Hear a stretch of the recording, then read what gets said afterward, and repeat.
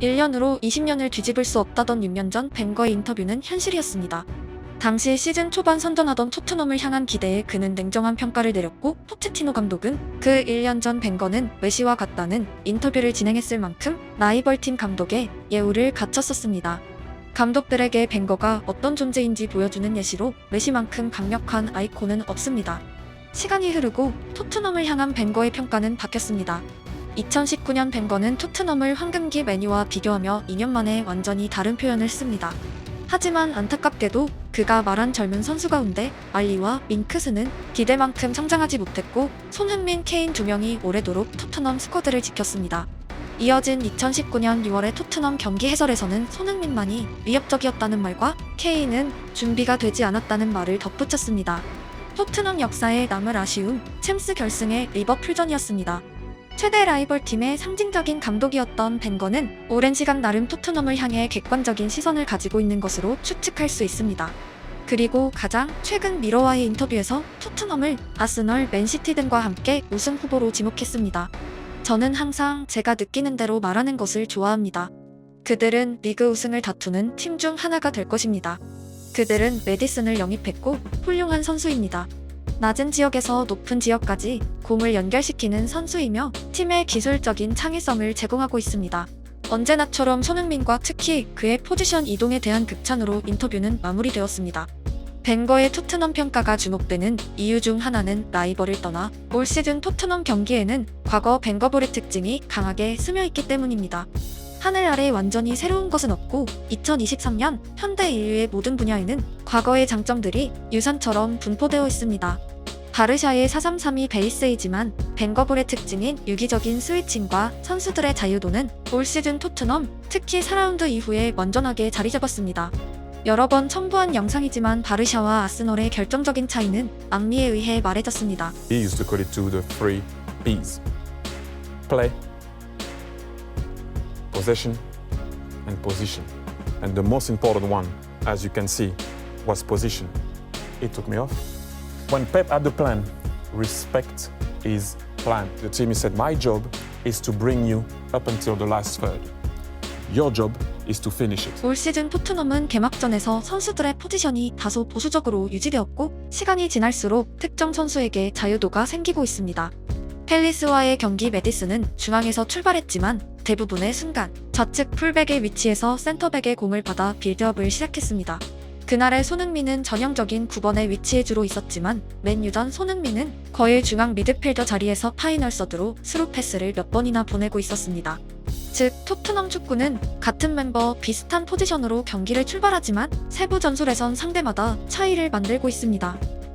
벵거 아스널의 전성기와 흡사합니다.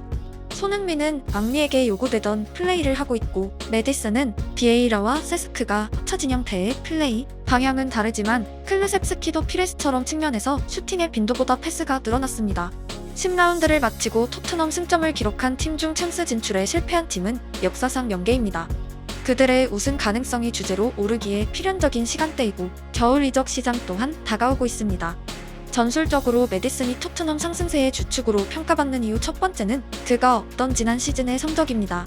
공미로를 운영하지 않던 토트넘의 파이브백은 엄청난 실점을 거듭했고, 단 2명의 미드필더는 당연히 공격에서도 역할하지 못했습니다. 올 시즌 포백과 3명의 미드필더는 당연히 지난 시즌보다 높은 득점을 기록했고, 실점률도 대폭 늘어나진 않았습니다. 메디슨은 공수에서 뛰고 특히 최후방에서 빌드업의 시작점이 되어준다는 것에서 특징적인 활약을 하고 있습니다. 지난 시즌 케인과 손흥민의 적극적인 3선 지원은 미들 싸움에 패배했기 때문이고, 메디슨의 존재는 손흥민이 일선에 머무는 시간이 늘어나고 득점이 대폭 상승한 결과로 이어졌습니다. 수비에 가담했던 손흥민의 체력은 온전히 공격과 전방 압박에 활용되며 1년 만에 아예 다른 역할을 수행하고 있습니다. 올 시즌 대부분의 득점에 관여하고 있는 메디슨은 반대로 토트넘의 약점이기도 합니다. 6번 유형의 미드필더를 몇 년 내내 영입한 토트넘은 10번 자원이 부족합니다. 벤탄쿠르의 풀타임 체력은 아직 미지수이고, 토트넘의 전 포지션에서 경쟁이 거의 존재하지 않는 위치가 메디슨이 뛰는 공격형 미드필더가 되었습니다. 메시급의 선수가 아닌 이상 우승을 거둔 팀들은 대체로 전 포지션에서 선수들 간의 주전 경쟁이 치열했습니다. 챔스 결승에서 맨시티 케빈이 초반 부상으로 교체되고도 엄청난 불안감이 없던 이유는 그들의 선수층을 설명합니다. 경기에 당연히 뛸 수 있는 팀과 훈련에서부터 이겨야 하는 팀은 1년 시즌에서 당연히 차이를 만듭니다. 겨울 이적 시장은 여름에 비해 빅네임의 이동이 흔치 않지만 메디슨이 주전 장담을 못하는 팀이 된다는 것은 곧 토트넘의 밸류가 그동안 우승을 해오던 팀에 근접한다는 의미입니다. 올여름의 반전은 호이비에르의 막판 플럼 이적 거부였습니다. 토트넘의 첼시 미드필더 갤러거 영입 또한 자연스레 백지워졌습니다. 올 시즌 토트넘의 영입은 모두 포스텍 감독의 요구에 의해 이뤄졌고 시즌을 시작하기 전에 포스텍이 메디슨, 갤러거의 동시 영입을 추진했다는 것은 10번 롤을 경쟁체제로 가져가려 했다는 의미입니다.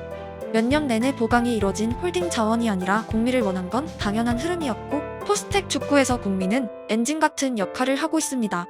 호이비엘이라는 선수의 능력과는 별개로 토트넘이 가진 카드 가운데 그림을 만들기 위해선 갤러거의 영입 실패는 지금도 아쉬움이 남습니다.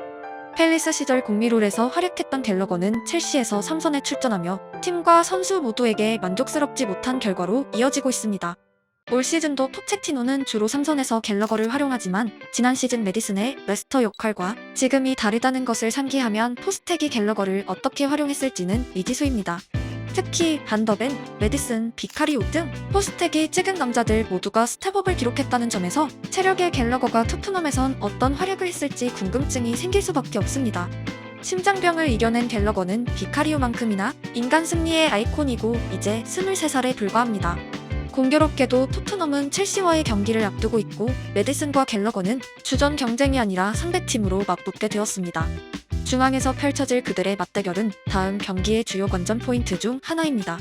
재밌는 것은 포스텍이 메디슨에게 요구하는 10번 룰은 마치 팰리스 시절 갤러거를 연상케 하고 있습니다.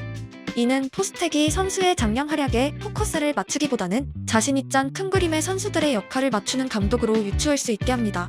축구는 대체로 더 잘하는 선수를 영입하는 1차원적인 구조가 아니라 퍼즐을 어떻게 맞추냐에 가까운 종목입니다. 현재 토트넘 선수의 일부가 원소속 팀보다 뛰어난 활약을 보이는 것 또한 팀워크, 역할, 심리 등 다양한 요인이 있습니다. 메디슨은 올 시즌 특이할 정도로 뜨거운 감자가 되고 있지만 중요한 것은 토트넘의 모든 득점에 그는 역할하고 있고 손흥민의 공격 집중에 주요한 선수입니다. 손흥민이 3선에서 수비하는 축구는 그의 특장점을 봉쇄시키는 최악의 결과로 이어진다는 것이 작년에 입증되었습니다. 메디슨이 정말 비판을 받을 상황을 가정한다면 바로 PK입니다. 토트넘은 아직까진 PK가 없습니다. 그리고 PK는 절대적으로 손흥민이 차야 합니다. 이는 제가 한국인이라서가 아니라 득점왕 경쟁을 하는 포워드가 아닌 미드필더가 페널티킥을 차는 것은 전혀 흔한 그림이 아니기 때문입니다. 같은 이유에서 케인의 PK를 납득해왔고 딱 한 번 손흥민이 득점왕 경쟁을 하던 시기에도 PK 기회가 없던 것은 아쉬웠습니다. 같은 상황에서 손흥민은 득점왕을 위해 한 골이라도 절실할 동료에게 양보했을 것으로 예상되기 때문입니다. 손흥민의 프리킥 양보와 관련해선 다음 영상에서 자세히 다루겠지만 각설하고 올 시즌 토트넘의 PK를 누가 차야 할지는 분명하게 정해져 있고 승부차기 1번 키커로 배정된 사실로 미루어 확정적이지만 만약 이변이 발생한다면 그땐 특이한 상황이 맞습니다. 벌리전 득점은 화려했지만 매년 나오긴 어렵습니다. 우승으로 향하는 팀에게 필요한 득점은 팰리스전의 두 번째 득점이었습니다. 얼핏 보면 완벽한 조직력의 득점이지만 세부적으로 보면 사르, 존슨, 메디슨, 손흥민 개개인의 능력 또한 빛났던 순간이기도 했습니다. 겨울 이적 시장에서 어떤 또 하나의 재능이 토트넘 유니폼을 입을지 주목되고 토트넘의 퍼즐은 여전히 공백이 있지만 그 공백이 무대 연출을 더욱 극적으로 만들고 있습니다.